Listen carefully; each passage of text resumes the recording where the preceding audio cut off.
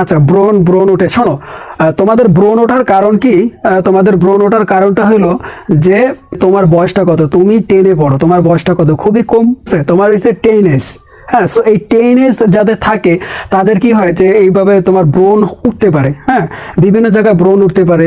শুধু বয়সের কারণে যে ওঠে এমন না, পানি কম খাওয়ার কারণে বা রাত জাগার কারণে, ঠিক আছে, এজন্য হইতে পারে।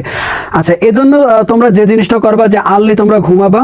আর হচ্ছে তোমার যদি অতিরিক্ত ব্রণ হয়, ক্লিন্ডামাইসিন, মনে রেখো, ক্লিন্ডামাইসিন একটা জেল আছে, ওই জেলটা তুমি একটু লাগাইতে পারো, তাহলে দেখবা যে আশা করি তোমার ওই ব্রণের সমস্যাগুলো দূর হয়ে যাবে। হ্যাঁ, এই বয়সন্ধিকালে এরকম একটু ব্রণ একটু হইতেই পারে, এটা স্বাভাবিক, এটা নিয়ে দুশ্চিন্তা করার কিচ্ছু নাই। আর একটা বিষয় হচ্ছে, ব্রণ কি করো তোমরা, যে হাত দিয়ে এইভাবে খোটাখুটি করো, খোটাখুটি করবা না। খোটাখুটি করলে কিন্তু ব্রণ আরো উঠবে, ঠিক আছে? খোটাখুটি করবা না, যেমন আছে ওইভাবে থাকবে, ঠিক আছে? আচ্ছা, সো অবশ্যই তোমরা ডাক্তারের শরণাপন্ন হবে। আচ্ছা, ব্রণ ব্রণ ওঠে, শোনো। তোমাদের ব্রণ ওঠার কারণ কি? তোমাদের ব্রণ ওঠার কারণটা হলো যে তোমার বয়সটা কত, তুমি 10-এ পড়ো, তোমার বয়সটা কত, খুবই কম, তোমার হচ্ছে 10 এজ। হ্যাঁ, সো এই 10 এজ যাদের থাকে তাদের কি হয় যে এইভাবে তোমার ব্রণ উঠতে পারে। হ্যাঁ, বিভিন্ন জায়গায় ব্রণ উঠতে পারে। শুধু বয়সের কারণে যে ওঠে এমন না, পানি কম খাওয়ার কারণে বা রাত জাগার কারণে, ঠিক আছে, এজন্য হইতে পারে। আচ্ছা, এজন্য তোমরা যে জিনিসটা করবা যে আর্লি তোমরা ঘুমাবা।